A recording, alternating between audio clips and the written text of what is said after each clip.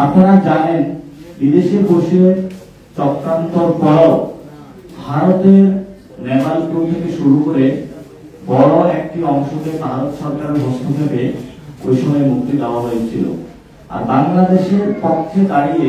সাধারণ সোশ্যাল মিডিয়ায় কথা বলার জন্য বাংলাদেশের জনমানুষের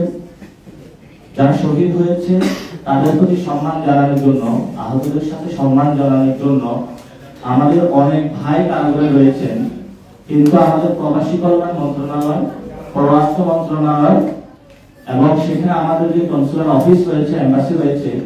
তাদের সক্রিয় উপস্থিতি আমরা এই সময় লক্ষ্য করছি না।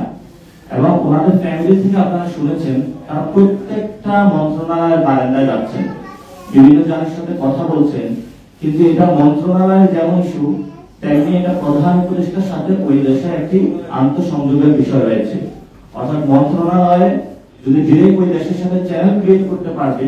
কিন্তু ওই দেশের যিনি সরকার রয়েছে তিনি যদি ক্ষমা করেন তাহলে তারা বাংলাদেশে ফেরত আসতে পারবে, যেহেতু তাদের রুলস রেগুলেশন রয়েছে। তো সেই ক্ষেত্রে আমরা আজকে ফ্যামিলি যারা রয়েছেন তারা আমাদের অফিসে এসেছেন, আমাদের সাথে কথা বলেছেন। আমরা রাজনীতির ঊর্ধ্বে আপনাদেরকে দেখেছি যে ওনাদের যে পরিস্থিতির মধ্য দিয়ে ওনারা যাচ্ছেন, এটা আপনিও একজন মানুষ হিসেবে, একজন সংবাদকর্মীর বাইরেও গিয়ে আপনার যে ইমোশনের জায়গাটা আছে সেই জায়গাটা থেকে যদি আপনি চিন্তা করেন, আপনার ভাই বেশি গ্রেফতার হয়েছে বাংলাদেশের পক্ষে আন্দোলন করার কারণে, তাকে এখন ছাড়ছেন, আর আপনি বিভিন্ন জায়গায় মানুষের কাছে ঘুরে বেড়াচ্ছেন, তখন আপনার কোনো একজন সংবাদকর্মী ভাই যদি আপনার খবরটা প্রচার করে, নিশ্চয়ই আপনার এটা জীবনের একটি বড় প্রাপ্তির বিষয়। ওই জায়গা থেকে আপনাদের কাছে রিকোয়েস্ট, ওনাদের ফ্যামিলিরা আজকে এখানে এসেছেন, ওনাদের সন্তানদের এবং কারো বাপ, কারো হাজবেন্ড তাদের একটু মুক্তি চাচ্ছেন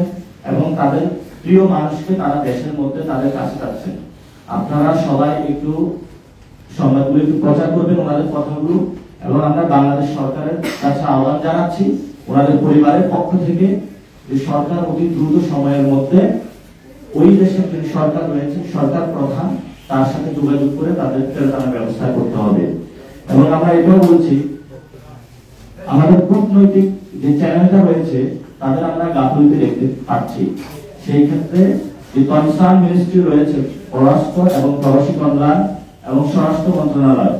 এই তিনটি মন্ত্রণালয়ের যৌথ উদ্যোগে সেখানে যে কনসুলার অফিস রয়েছে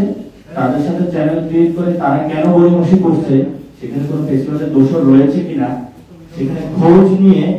তড়িৎ কর্মা করে আমাদের ভাইদেরকে আমরা ফেরত চাই। আগামীকালকে 5 তারিখ, আজকে 4 তারিখ, গত বছরের এই সময় একটি গণঅভ্যুত্থানের ধার টানতে আমরা, আর এই বছরের এই সময়ে বসে আমরা আমাদের ভাইরা হলো জেলে, তাদের মুক্তি দাবি করছি। আমরা আজকে এমন কোনো কিছু বলছি না যে আমরা কোনো কঠোর কর্মসূচি বা কোনো কিছুতে যাব, কারণ বাংলাদেশে যদি গণতান্ত্রিক প্রক্রিয়ায় কোনো দাবি উত্থাপন করা হয় এটা কানে যাচ্ছে না। কেউ যদি যমুনার সামনে চলে যায় তখন সরকার এটা সিরিয়াস ভাবে কনসার্নে নেয়, যদি কেউ কোনো মন্ত্রণালয় ব্লক করে যায় খুব কনসার্নে নেয়, কিন্তু যখন সংবাদকর্মীদের মাধ্যমে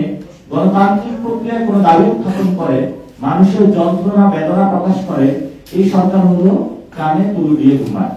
এই জন্য আগামীকালকে 5 তারিখ সরকার থেকে আমরা আহ্বান জানাচ্ছি, দ্রুত সময়ের মধ্যে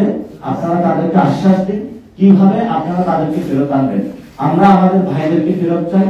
আমাদের বোনদের স্বামীদেরকে ফেরত চাই, কি ওয়াইটা আপনারা ফেরত আনবেন সেটা নিয়ে আমরা কনসার্ন না, কিন্তু আমাদের যে শেষ কথা আমরা তাদেরকে ফেরত চাই। কারণ গণঅভ্যুত্থানের এই মানুষকে যদি আমরা ফেরত না নিয়ে আগামীকালকে যে 5 তারিখের অগস্টের প্রোগ্রাম হতে যাচ্ছে, সেই প্রোগ্রামে কোনো সফলতা আমরা কামনা করি না। আমরা আমাদের ভাইদের মুক্তির বিষয়ে কোনো কথা শুনেই আগামীকালকে ইউনূস স্যারের বক্তব্য শুনতে চাচ্ছি। এবং সবাই